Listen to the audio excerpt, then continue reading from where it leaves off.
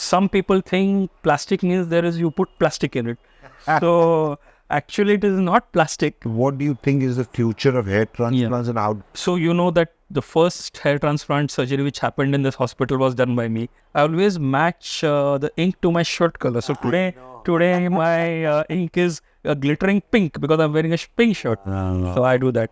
Hi friends, welcome to our second episode of Consultants on Couch.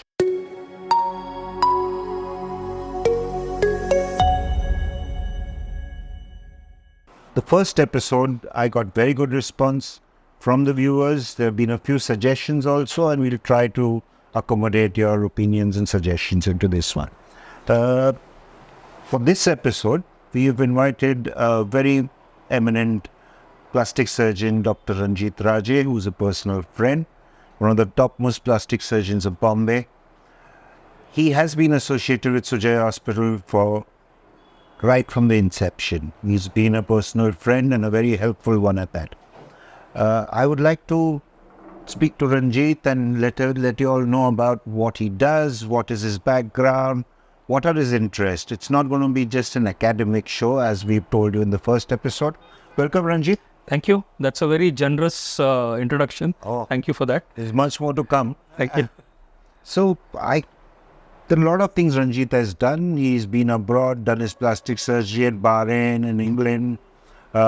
He's from AFMC, the Armed Forces, Pune, and he's done an extensive training at Tata Hospital. And plastic surgeons from Tata Hospital are, Ranjit, if you would agree with me, they've done everything, and they're not scared of any Tata Hospital product. Generally are not scared of doing any surgery. The confidence level is at And Ranjit has been helpful to us even in our cancer patients, not just surgery. He's been helpful with us in our medical management. Ranjit, what I would like you to tell the viewers is just take us through your background, how you became a doctor. I believe you've got a big family of doctors, which I wasn't aware. So this is all about knowing each other also. Yeah. So, in my family tree, I have had a lot of doctors. So it dates back to my great-grandfather, my mother's grandfather. He was mother's grandfather. So he was one of the leading practitioners of Pune. And he's from one of the first few batches of MBBS from India. That's great. So then my grandfather, that is my Nana, then my two Masis, their husbands, then my uncle, my dad's brother, his wife, then it went on to the next generation, me, my three other cousins, and so on. Then my wife, Shweta, she's also a laparoscopic gynecologist. Her parents are also doctors. And of course, my son also decided to go ahead with that. Yeah, great. So he's also pursuing medicine in England. So was it decided beforehand that you'll become a doctor? I was great in maths, so I said great in the sense. Yeah. You know what greatness is of maths. Yeah, all doctors. All doctors are great in maths. So then I said, this is not my liking. And yes, so I got turned towards biology. And probably our time when we were students, this whole idea, especially in Pune, I've been brought up in Pune. It was like either you become a doctor or an engineer. That was the thing. Same conversation I had with Samir. Yeah. And I said there were only three options. Yeah. Doctor, engineer, or pilot. Exactly. Pilot, I don't know how it would come into a career. Well, that was what. That is exactly what. And then I said, this is what it is. And this things fell into place. And once you fall into medical school, you know how it goes. It goes from MBBS, MS. You've done your undergraduate in Pune. Yes. So I was at the Bharati Vidyapeeth's Medical College. Okay. Unfortunately, I couldn't make it to the government college. But then anyway, I went to Bharati Vidyapeeth's Medical College, the first batch of Bharati Vidyapeeth's Medical College. So I've been there at the inception, right from the inception of that college. Then after my MBBS, I got into Tata Memorial Hospital for general surgery. And then I wanted to become an oncosurgeon. But then all that radical surgery and all that was little, I thought I'm not made for this. So, if the viewers should know this, that basically for progressing to a plastic surgeon, one has to do MS general. MS general surgery. Then special. 3 years of yes, correct. Is now, is there a direct entry into plastic surgery? There are, I think somewhere in the south or somewhere, there is a 5-year program where you can just join after straight become a plastic surgeon. Because otherwise, how many years did you spend? Oh, well, it's a very long time. In fact, I didn't get plastic surgery for 2 years. So counting all that, almost 12 years from MBBS to getting into MCH. So you were really passionate about doing plastic surgery? Yeah, because at Tata Hospital, I realized that I'm enjoying more of the reconstructive work, So I thought, they are doing, after doing all the radical surgery, these guys really make it up for all the... so if you just would like to tell the viewers what exactly is reconstructive surgery. Yeah. Look, so reconstructive surgery is replacement of something which is missing. This is just a broad outline. For example, in a cancer surgery, when you remove tumors of the face or anywhere, it has to be replaced by a tissue or something from the body, from the same patient's body, to resurrect and correct that contour. So that is simple words, And so you are not modifying something which is existing. You are replacing something which has already been taken out. So you just try to undo what the cancer surgeons have done. Exactly. So that's difficult. Yeah. And very challenging, in fact, very challenging. So if you can take us through, how did you sort of, your post-graduation training? Yeah. In Tata, then you went to Bahrain. Yes. And UK for a long time. Yes. And was there a transition from reconstructive to cosmetic? Tata doesn't do cosmetic. Not at all. So basically, Tata Hospital doesn't do anything general surgery also. Okay. So our MS general surgery was, half of it was outside that we had to choose. So I decided to go to JJ Hospital, where I did 3 terms of general surgery in JJ Hospital, and the last phase of MS of 3 terms was in Tata Hospital. So that is how we finished MS general surgery from Tata Hospital. And then I got into AFMC for plastic surgery. Okay. Then I thought I would go back to my roots to Tata Hospital to do some reconstructive, cancer reconstructive plastic surgery. But then again I said, no, this is again not my calling. And going out into private, everywhere where I went, everyone would ask, do you know liposuction? Do you know how to do a breast implant? And I didn't know what to do. I said, because that time, now things have changed. Public hospitals, general hospitals are doing a lot of aesthetic cosmetic work. That time no one did. We were not trained in aesthetic surgery.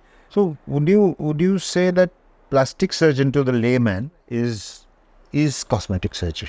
Well, I mean, people. If you ask me, plastic surgeon, then it's that glamorous. So that is for one select set of the society. That plastic, glamour. Some people think plastic means you put plastic in it. So actually, it is not plastic. It just comes from a Greek word plastikos, that is to mold, reshape, realign. That is what it is. Okay. Yeah. So it's a Greek word.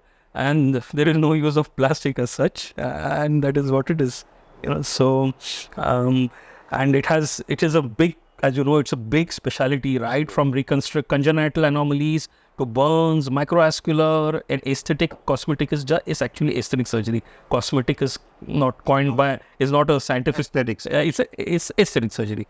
So basically, it's just one part of it. But then, as I went in my practice, I gradually... Do you have any mentors who sort of... can you tell us about plastic surgery or reconstructive surgery? In Tata, I think it's more appropriate to call it reconstructive surgery, cancer reconstruction surgery. So who were you were looking up to? Well, we had 2 very prolific plastic surgeons in Tata that time, Dr. Kaurana and Dr. Bathena, who would never require... Masters, in the sense...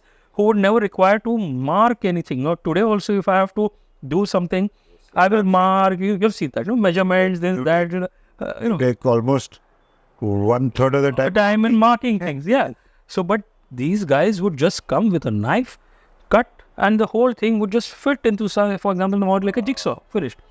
And sutures also, they would say, put minimum sutures. If you want good result, don't strangulate the tissues, put minimum sutures. So, the concepts were really, something that was in reconstructive surgery. One thing about Tata Hospital, I mean, if I take you back to your undergraduate and your plastic surgery with Tata, most people will not know how hard, how difficult it is to work in Tata. Yes. Oh, yes. Oh, You can just tell us briefly, yeah. what was your actual experience? Yeah. So the thing is, Tata Hospital has tremendous load of patients, and as residents, you are working round the clock. But for a government setup, it is so well organized. You don't have to waste your time as in a government hospital. You have done the collection of blood, collecting reports, ward boy job, everything. As I've done in the first half of my residency in JJ Hospital. Yeah. Going there is like going to heaven. Nice. Everything is so well streamlined. Simple example: if you have 4 patients lined up for You got paid more than government hospital in Tata? not really. No. In fact, very poor. Those days were very poor. What stipends we had, that. We had very poor stipend. So, for simple, one patient for a pre-op assessment, we are in the OPD. OPD used to be like huge, 200 patients, 250 patients. The sisters would manage everything, references, and if anesthetists would want extra reference, they would send on their own. And by evening, we would receive a patient fit for surgery. Extra blood test required, they would do it on their own, and we wouldn't have to break our heads. In the evening, patient fit for surgery. So it was a very organized system there. Do you think your reconstructive work that you did at Tata also helps in aesthetic work? Absolutely. So, And would there be a difference between people who have not sort of done major reconstructions? So it is not about aesthetic. Reconstructive surgery is not about filling a defect or a hole, or a pit. You have to have some aesthetics and apply your aesthetic knowledge as a plastic surgeon to that reconstructive surgery. So, the time when I was doing both aesthetic surgery as well as reconstructive surgery, yes, the results in reconstructive surgery definitely improved with better contouring, for example, of the jaw or of the face. Definitely, yes. You have to mix the two sciences and two disciplines, and that gives you results. Tell us a brief sort of how was Bahrain? I know you worked with somebody who's like the god of plastic surgery. Bahrain. That area, yeah. Dean works there. Yeah. So, And then your transition to UK, and when did you come back? okay. So, in 2003, I qualified as a plastic surgeon. And as I told you before, wherever I went in private, everyone would ask, do you know aesthetic surgery? Which I didn't. I didn't know how to do aesthetic surgery.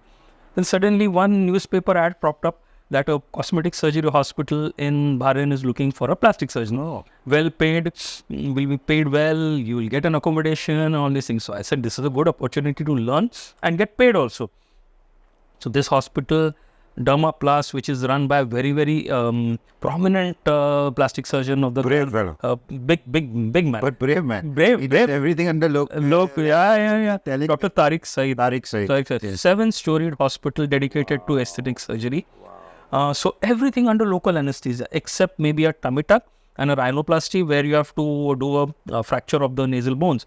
Rest all it is under local anesthesia. And the principles of aesthetic surgery that I have imbibed from Dr. Tariq Said, I'm practicing them even today, and I'm telling you, they are just fantastic. How many years did you spend? I spent only 1 year, Okay. and then 2005 to 2006. 2006 I came back, and then I'm with you.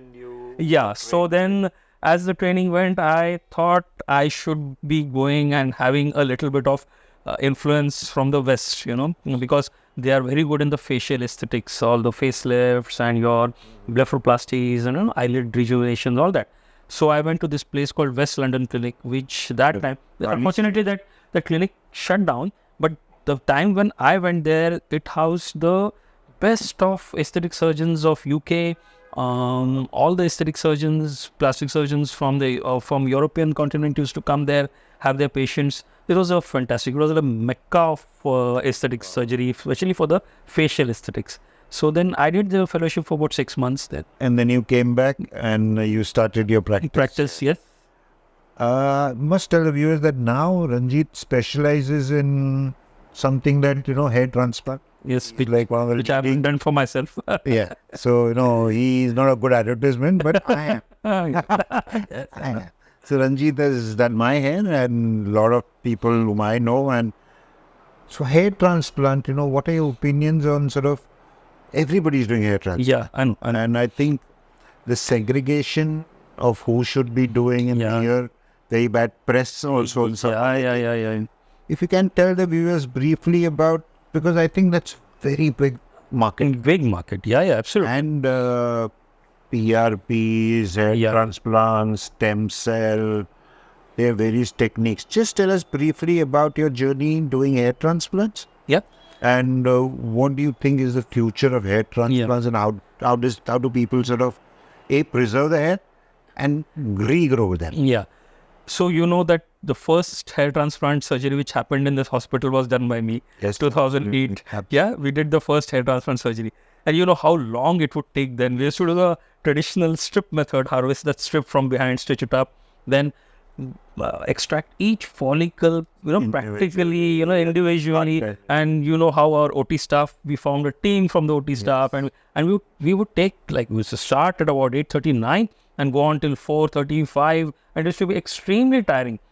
As time went, everywhere things started getting modified, and so now we are doing follicular unit extraction, and you know how easy it is. With the learning curve going, stabilizing, we also have imbibed those techniques, and you know how we are doing it, and that is giving good results. Coming to qualifications, setup, absolutely important. Not a single day we have done things outside the operation theatre. Every time we have done in the OT, and this is what I have always marketed myself, that we will do it under proper monitoring, a dosage of local anesthetic, and I'm there all round every time with the patient, even if there is some part which is done by some other team member, but then everything has to be monitored and supervised. Designing, the designing, concept designing, the implantation of grafts, which grafts to select. But touch wood, the team has taken up things so well at Sujay that the sisters know how to handle graft, how much to give, what to give. Everything is so well coordinated. Recently, you did a hair transplant on a woman. Yeah, we did that. For just a patch. And the results are very good. So we have been getting, for hair transplants, we have been getting patients for second sessions, that they're happy with the first session, they want to go ahead with more grafts. And we are, in fact, in men, when we have exhausted the donor area from the back, we have been harvesting from the beard, and we've been getting very good results. I did on my cousin, would come raw from the US. He's done it the third time. We did 3 sessions and we have covered him completely now. And so we have said he will be our brand ambassador to the US.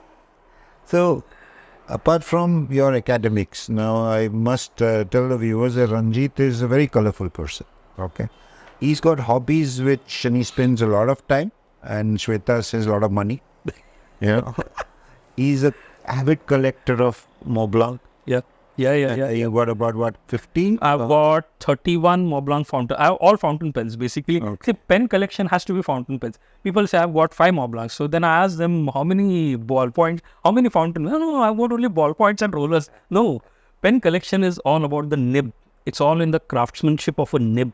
And so Mont Blanc, and there's several brands. Did you come across being a avid collector of? Well, it just started way back in 1994, 95. I just happened to go through this thing. I came across this brand Mont Blanc, and I used to collect pens that time also, Parkers and Sheffers, Wilson, Sheffer, all those. I've got, that is another box of pens, But then slowly, first Mont Blanc I bought in 1996, and so looking at the price then, that was very expensive that time also, but compared to what it is now, I think that was free of cost, But then, do Mont Blancs appreciate like watches? Yeah. Do they have a reason? Yeah, absolutely. So we have pen groups all over, which are like national level pen groups, and there are so many things. So you can sell your products. And so what I feel, the perfectionism that you have in your writing and some of your signature. So you write with this very fancy inks. So these 31 pens have to go with the inks have to go with that. So I've got more than 100 ink bottles, glittering inks. They're just coming out, and Shweta is just upset with me that they're just coming out and out. But let me be honest with you. So every passion that you have, I've seen that passion in your surgery also. And I think being aesthetic, I mean, having a pen and writing is an aesthetic quality. Yeah. And I'm sure that helps in, putting somebody's lip, Oh yeah. somebody's... Absolutely. So that Absolutely. you can craft it. Yeah. So just to add on that pen thing, I always match the ink to my shirt color. So today my ink is a glittering pink because I'm wearing a pink shirt. So I do that. So then Anybody in the family is into this pen? You're the only one. I'm the only madman who does all this. And you're possessive about your pen. Absolutely. And, I don't let nobody touches. You're the only person who is allowed to write with it. Otherwise, no one.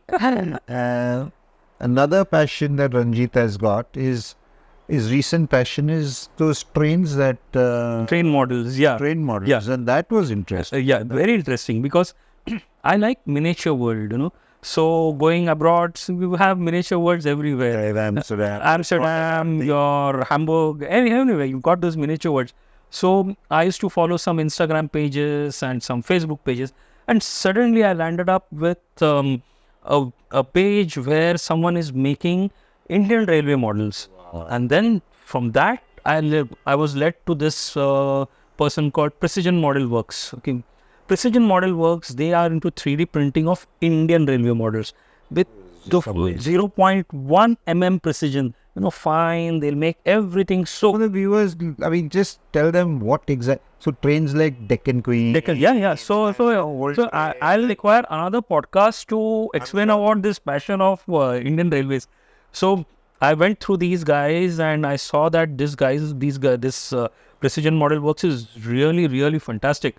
So the first thing I picked up from them, which I saw on they have limited stock, is this diesel engine, the maroon color diesel engine. Yeah. So when I was small, we were living in Delhi because my father was posted in Delhi, and there used to be a coal engine and then a diesel engine carrying the train. So I was attracted towards that. So I got that. Then I said this was started going beyond. Then an electric engine, and then I wanted a Deccan Queen of the 90s. But this guy said, I don't have any dimensions, I don't have any models. I said, nothing doing, please make it.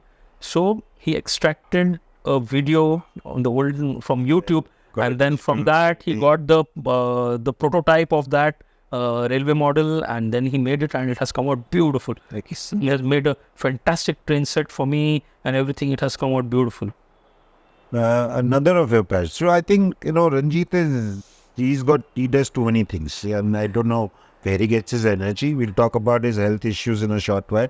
But another big passion is photography. Absolutely. That is number one. That is what, well acclaimed, one of the top photographers now, and you do your shows. Yeah. You had exhibition in Ranjir Raje Gallery. Yes. I had some of your wonderful pictures and stuff. That passion in photography.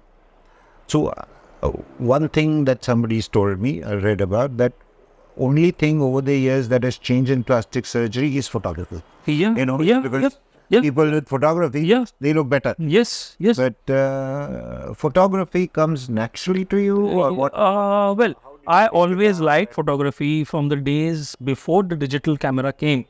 Of course, that was an automatic camera, but in plastic surgery, you have to document everything. So that is how it started. So first, you get better camera. Yeah, better camera. Then take your clinical pictures. And we used to get bombarded by our bosses at AFMC for not taking good pictures. Hey, what is this? This is not good. That is not good.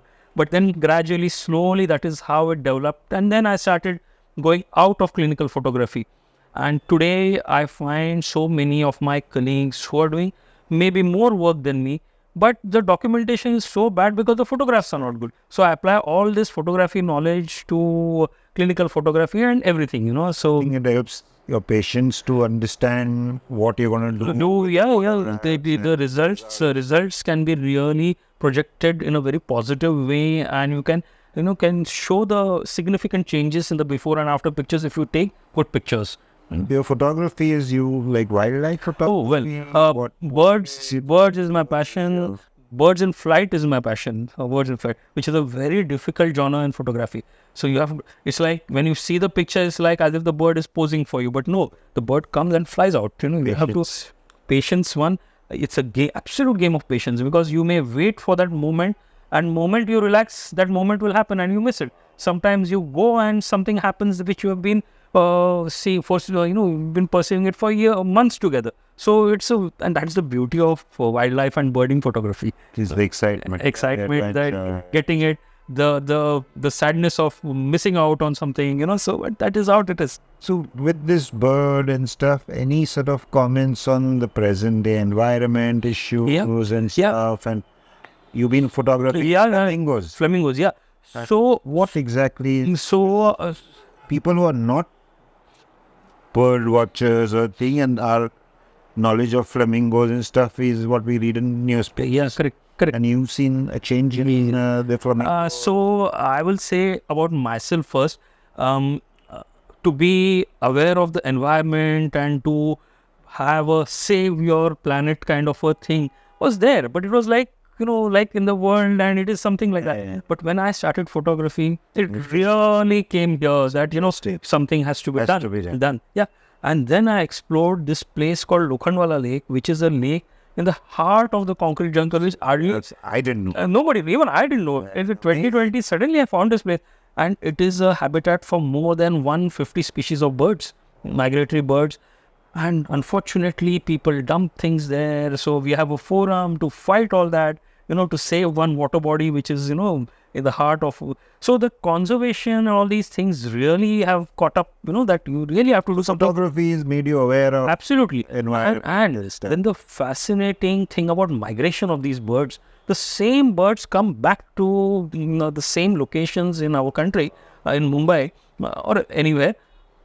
From Siberia, from wherever, some of them fly across the Himalayas, over the Everest, 30,000 feet, 35,000 feet, and they land up in a place called Big World, which is backwaters of Ujni Dam in Solapur district. So it's a crazy world, and it's the more you go into it, it's more fascinating, Coming back to sort of the personal practice right now, and you are sort of busy. What percentage of practice is now reconstructive, aesthetics, and any tips for new plastic surgeons who are coming? What should they look forward for, or what should they be doing to improve their sort of repertoire of surgery? Yeah.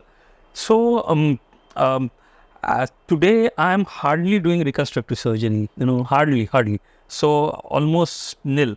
So whatever is happening is all aesthetic or cosmetic. But you still do free flaps? Not really. I would assist them, but that also has reduced because the people whom I was working with, they also have gone to other centers, or those centers have employed full-time plastic surgeons. So my job as a reconstructive and microvascular surgeon has reduced dramatically, almost to nil, and sort of more of aesthetic work, and which I think I'm very happy about it. Of course, more challenging in a different way, but I'm happy about it. For the newer guys, I would say that don't jump into practice immediately. Explore all your avenues, wherever you want. Get yourself trained properly, and then sort of select whatever you want. Of course, when you are new into practice, you can't say that I'm going to do only this or I'm going to do that. You have to do everything and then sort of divert into something.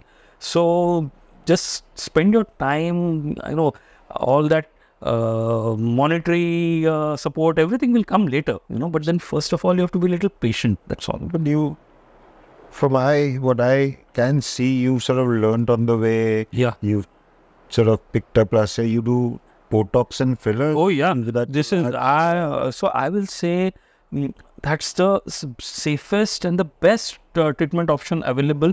Of course, you have to be very selective. You can't just say that I'll do or pick up any patient and do whatever, So you have to be very selective, very choosy. But that's a big number of patients who will benefit by that. And it's quick, easy, and assured results. And so one thing that fascinates me about plastic surgery, and that is your subset of patients. When I mean plastic surgery, I'm talking about aesthetic surgery. Patient, yeah. Can you give the viewers some sort of issues that you face with plastic surgery patients. I'm not sort of, because there's a lot of philosophy to plastic surgery where they want something else, their desires are something else. And some people, I've seen you operated on somebody for 4-5 plastic surgery procedures over the period of time. How do you deal with patients? So, what is your sort of philosophy, and what do you explain to plastic? Say somebody wants to get their liposuction done. Right. I get to see those patients. Yes. And I find it very difficult to sort of try to match up with their wants, the needs. So there is a big difference in wants, needs, plastic surgery. So what is your philosophy? So I think the first some incident about how difficult patients. Another new podcast. You can't fit it. Some of them. Very well. One thing I think is a secret for, first of all, for practice for anyone is be honest in your practice. Okay. Now that holds very true in my specialty, aesthetic surgery, in terms of giving expectations to the patient. You have to be very, very precise, honest, and give realistic expectations, and cut out few things which the patient is over demanding or which are unrealistic. Tell them that very clearly that this cannot happen or this can happen. Now, some people want reduction of weight after liposuctions, and they are like stuck on this. So you have to be very clear that this is not possible. Some obviously you can't name patient. There's patient confidentiality and stuff. You treat a lot of celebrities. Any incident XYZ where you find patients very difficult to treat, and because in cosmetic surgery, I think it's the mind that you're treating more than the body. Body, correct. So any sort of sometimes you have a bad day in office, and then it's very difficult. You know that.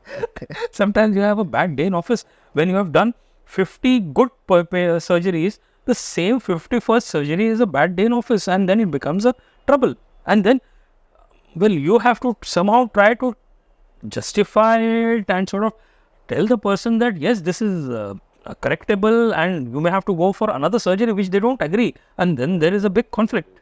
So that happens. That has happened. Now let's get back to your family and stuff. I know Shweta very well, and I think she's that perfect, good-looking gynecologist married to a aesthetic surgeon.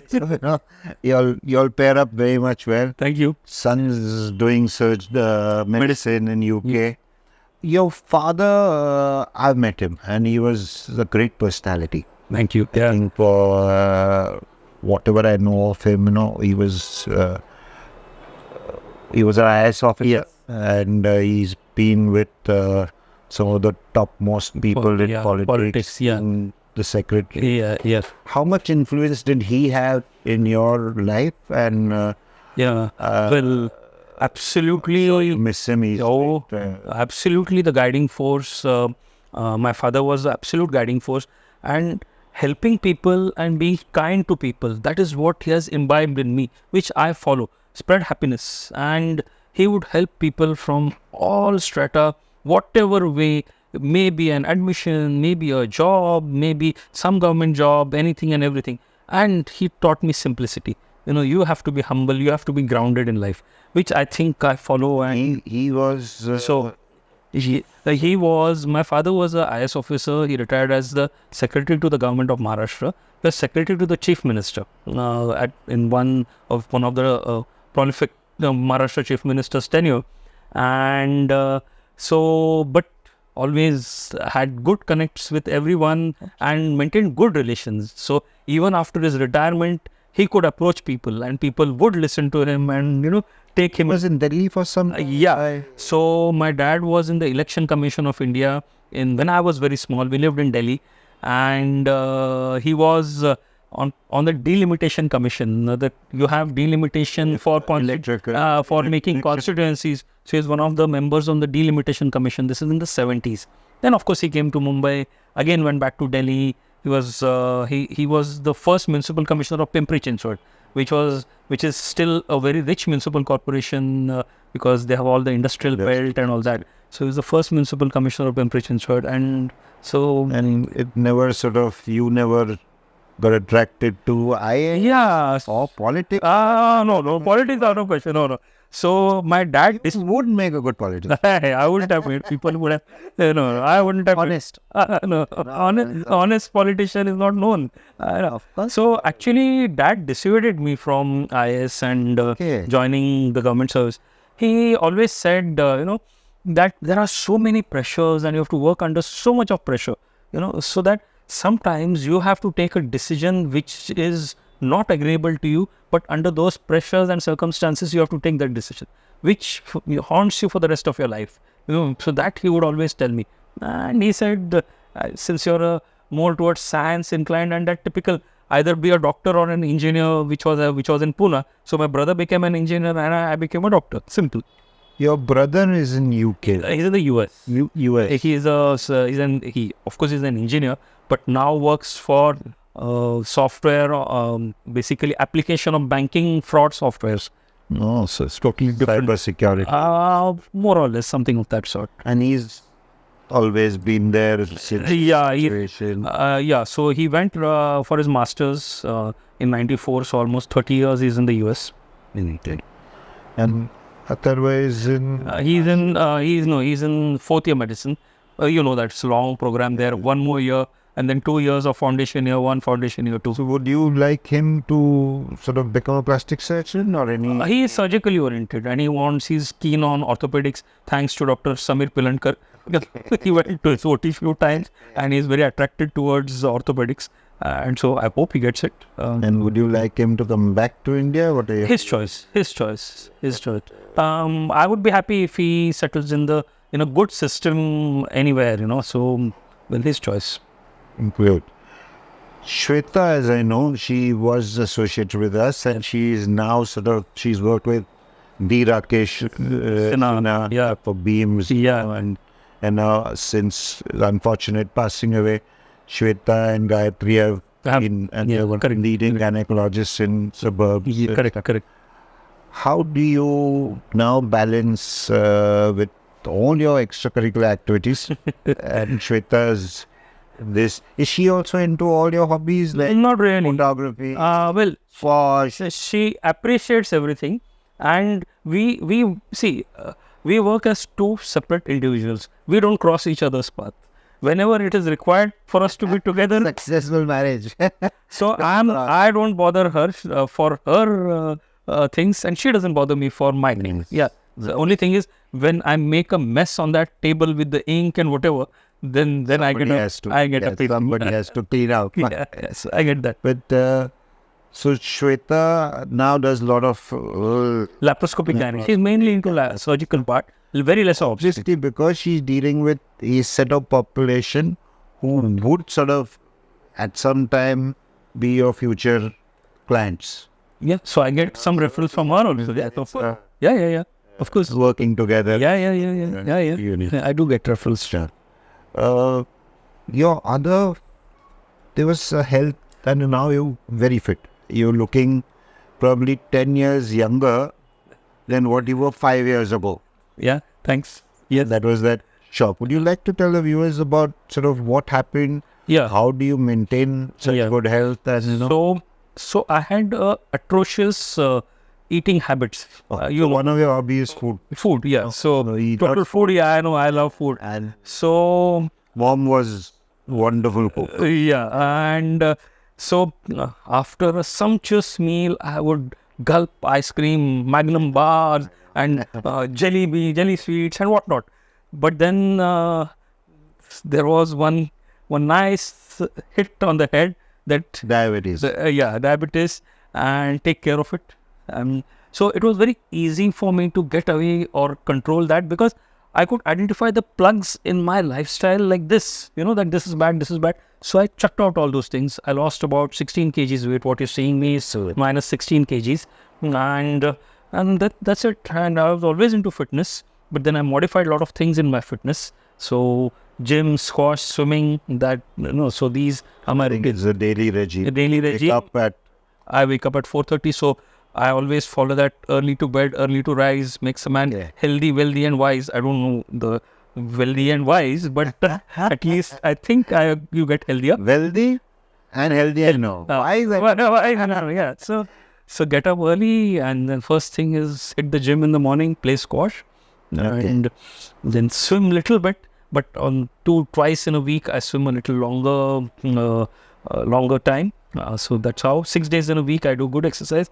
Sunday I take my off from exercise. So one thing I've noticed about Ranjit is, and I must tell you, is that you are very helpful to people. You've always come out. That's from my dad. Your dad has given it. You're always helping people. Also, there is a bit of flamboyance of a plastic surgeon.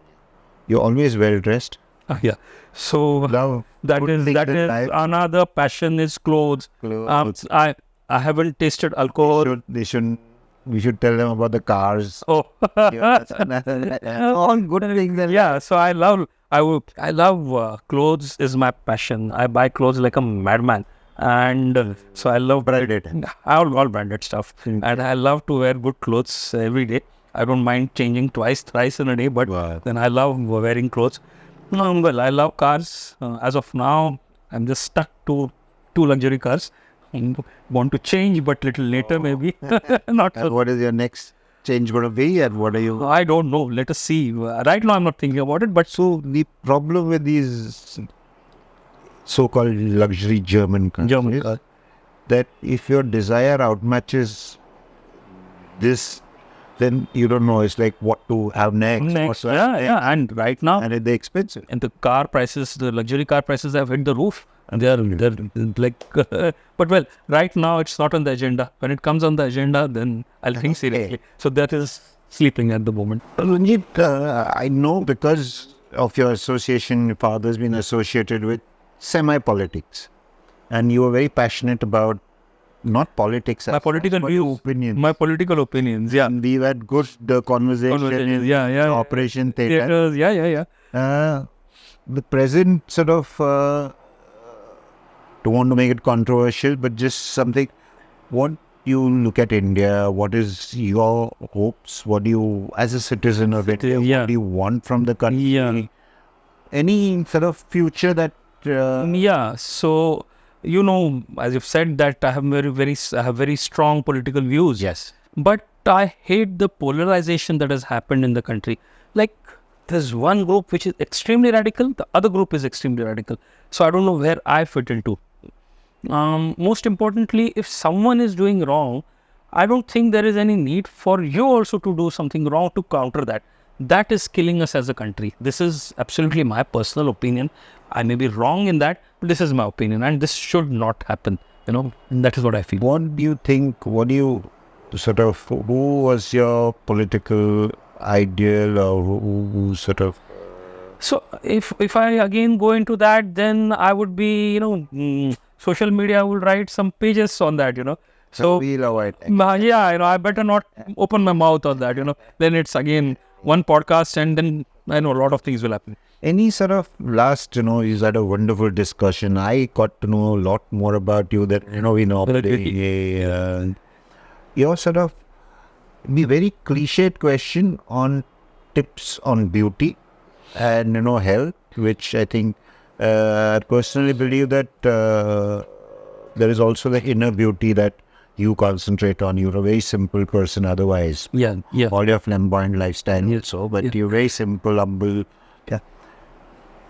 Some tips on beauty, health, and it's because it is now social media. Your views on social media, passion, something that the viewers would really appreciate.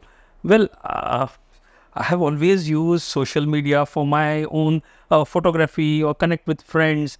Of late, I'm into digital marketing of the profession because it is a trend that you have to. Because I would get patients telling me that your presence is not felt on the social media. So now it's a little bit. I'm not very aggressive on that, but yes, little bit. Yes, A lot of it is education. Educational. Yeah. So, but you have to be very choosy and very sort of what not to believe. You have to be very clear, and what to believe and what not to believe. You have to be very clear because there's a lot of fake things going on the social media, and then you have to be very clear. Otherwise, what I would say for beauty and health is like, stay fit in whatever way you can. Don't try to become a He-Man 2 hours of exercise or go on too much of starvation and what all these things. Do everything in a balanced way. Fads should not be. You should not follow fads. Okay. And have a healthy lifestyle. But yes, diet, exercise and lifestyle is very, very important, which I think I am following. I may not be doing it 100% yet, but no one can do 100%. But I think that is very important. And I think that is a takeaway message that I Do can you think being satisfied with what you got helps in sort of a healthy lifestyle, not asking for too much? that not asking for too much doesn't happen. So many things. It's just look around and you feel that you want this. That is a very difficult. At least with me, it's a very difficult. Beauty tips to young girls who are now into social media. And what is your advice to them? Yeah, don't follow fads. What about Botox? Yeah. Fillers, lip fillers, and there's this huge So botulinum toxin, as such, if you ask me, is a very safe medicine. And it is a medicine. It has been used in medicine for a very long time to treat spasticity and, tight muscles and all these things. Only when it started coming in for cosmetic or aesthetic treatments, it had that whole thing of that it's bad. Expensive. That's what. Well, the branded product is little expensive. It's little expensive compared to the non-branded or the less popular ones. It is expensive. But what results it gives in experienced hands is something phenomenal. And I always believe to make it subtle. There are so many of them who have passed you. Plastic. You know those, but you don't know the people whom you say, this person is looking nice, but that person has gone through a treatment and it's very subtle. That is how I like to do it. You have seen my cosmetic results also. They are not overtly extensive. It's just subtle change, and that change has to happen. And it should make anyone and everyone happy. That is what I believe. Great. I think, Ranjir, this is wonderful talking to you. Yeah, absolutely. Yes. Must tell the viewers that he's one of the best. I've fortunately not required too many plastic surgeries. But my hair is done. A lot of family gets treated for this. My small lumps and bumps. And you have started tolerating injections very well. Yes. Hi, that's a solid plus point now. Thank you for coming. Ranjir. My pleasure. Thank you. Wonderful. Thank you for hosting me. The viewers enjoyed this. Yes, absolutely. And lastly, if you like this, please subscribe to our podcast. Follow us on Insta, Facebook, social media, and we're looking forward for your encouragement for this. Thank you. I must thank Matt, who's done this wonderful thing to end this program with. Thank you.